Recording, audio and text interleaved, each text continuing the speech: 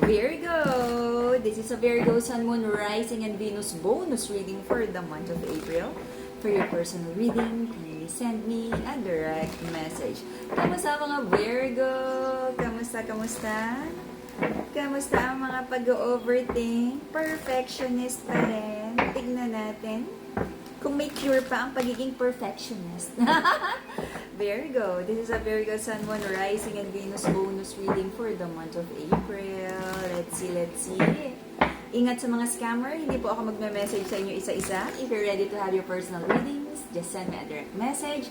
At sa mga bagong clients na unsure kung tama yung number, message me first. Magre-reply ako, magko-confirm ako kung ako talaga yan. Alright, Virgo, Sun, Moon, Rising, and Venus bonus reading for the month of April. Nakasale pa rin ang ating mga crystals, PM lang. Para sa mga crystals, meron din po siyang blessed and ritualized.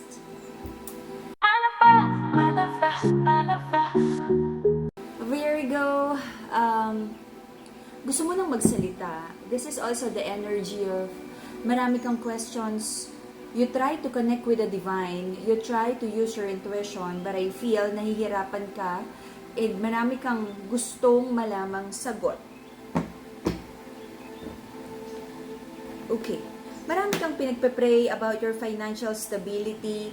Marami kang gustong gawin. Parang gusto mong maramdaman. Gusto mong ma-reach yung level ng productive. Okay? Especially sa side ng feminine. Okay. Marami ding iniisip na parang tama pa ba tong work na to? Tama pa ba tong career na to? O may isang career na mas bagay para sa'yo na magdadala ng financial independence. Okay? Tungkol sa pamilya, nagpapakiramdaman, love connection, may mga disagreements. Pero sabi mo, work na lang.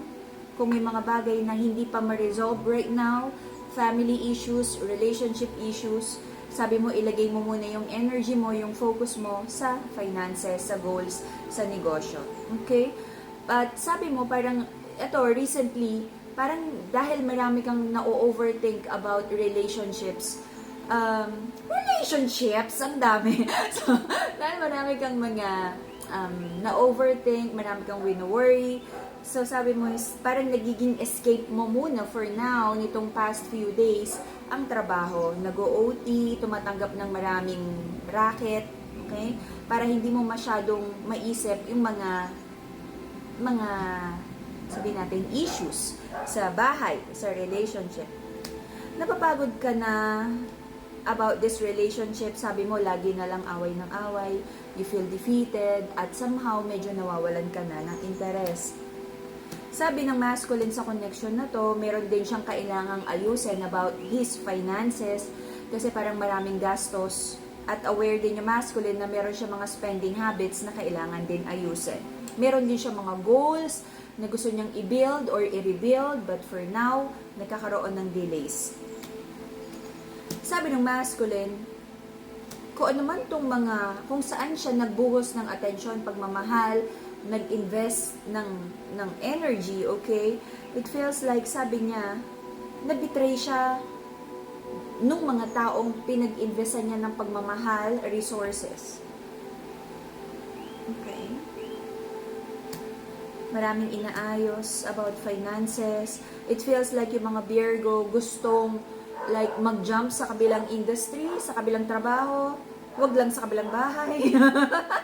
Gusto mo, marami kang gusto mo i-explore na magdadala sa'yo ng financial abundance na gusto mo. Okay? Yung energy ng relationship, maraming doubts. And sabi lalo na ng mga feminine, sabi ng feminine, itong connection na ba to is built on love and solid foundation? Or is this more about just the passion or lust? Okay. Let's see.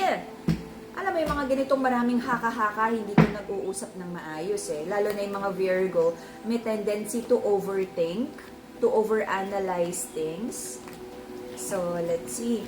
Alam mo, may ganyan din akong tendency na parang masyado mong na-intellectualize, na-analyze, na minsan talaga walang reason why, no, not really walang reason. It's walang kwenta talaga yung reason why people do what they do, na parang hindi mo maisip talaga yun yung rason niya kung bakit niya ginawa yun. But the truth is sometimes, yes, because sometimes people do stupid things. People do careless, make careless decisions.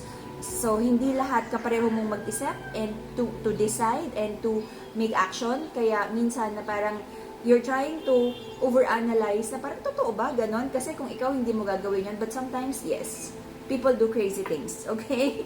So, right here, right now, I feel nagkaroon ng energy of sadness about family. But sabi ng mga Virgo, ginagawa naman ang lahat ng kayang gawin para sa family, especially kung may anak. May anak energy dito na maaring naapektuhan, napapabayaan, hindi nabibigyan ng time or quality time ang bata na to. Okay? So, recent past, nagkakaroon ng atras abante ang mga Virgo. Atras abante. Tungkol sa pera. Alam mo, I feel you're blessed. Masyado ka lang magastos na yung pera parang dumudulas na sasabihin mo next time, Lord, talaga promise, i-bless mo ko ng malaking pera. Pagdating ng malaking pera, ginagastos mo. Pero kung na-handle mo tong maayos tong pera na to, marami kang ipon sa totoo, sa true lang. Sa true. Okay. Bigla akong naalalang tao. Okay, so,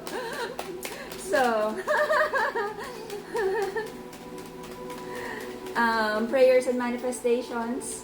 Sabi mo about your person, sana daw magkaroon ng honesty, no? At makausap na ng feminine ng maayos tong masculine na to. At si masculine, I feel, ay naghahanda, nag-stretching. Sabi niya, mukhang mayayari siya dito. Mukhang maro-roast siya. Okay? So, nagpapakiramdaman energy. Okay? So, right now, ang energy ng mga Virgo, lahat ng bagay, situation, connections, even family members that you feel na toxic, mabigat, nakaka-stress, lumalayo ka. Sabi mo, kung dati, nagigilty ka, kung dati, like, sinasacrifice mo yung mental health mo, yung happiness mo, para wala silang masabi this time, sabi mo, no. Uunahin mo yung mental health mo, yung happiness mo, yung sarili mo, and what you feel that is best for you. Okay? Your person. Iniintay niya ang conversation with you. Your person also. Maaring nakatanggap ng bad news, mga balitang hindi niya nagustuhan, is not really in good situation right now, your person. Marami din siyang manifestations about money na nagkakaroon ng delays. Okay? If you're manifesting abundance, Brazilian citrine. Okay? May combination din tayo ng love and money. But sabi ng person, mga Virgo, gusto niyang i-detach yung sarili niya, wala naman daw siyang magawa. Kung walang solusyon, minamanage niya yung emotions niya para hindi siya mag-overthink. Okay? Mental clarity and connection with the divine, amethyst crystal. Okay? So, meron ditong energy of dropping the burden. I feel magkakaroon ng kasunduan, but nag-overthink ang mga Virgo. Again, analysis, paralysis. If ever ba, ano ba yung mas tama? Tapusin na talaga totally ang connection na to, or kaya pa ba talagang ayusin? Okay? Until the end of July, I feel you would try to avoid conflict, though marami kang sama ng loob, pero hindi ka pa makakapag-speak out kung ano man yung mga sama ng loob mo. You would still stay. Sabi ng masculine, andyan pa rin naman siya.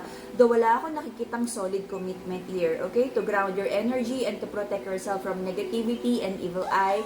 Madagascar, black tourmaline. Okay? To heal your heart chakra, Madagascar, rose quartz. So I feel this is more about avoiding conflict dahil nagpapakiramdaman, hindi nag-uusap na mabuti. Same old cycle. Andito pa rin naman yung masculine. hindi naman siya magwa-walk away, pero wala akong nakikitang solid commitment at solid decision niya to make things work out with the feminine. Okay? So this is just an energy, guidance lang. Alam natin na we can do better by using the guidance. Lagi natin pipiliin kung ano yung mas makakabuti. Hindi tayo stuck sa situation. Yun lang naman ang lagi kong sinasabi. Alright? And that would be the Virgo reading for the month of April. See you again in a few days for your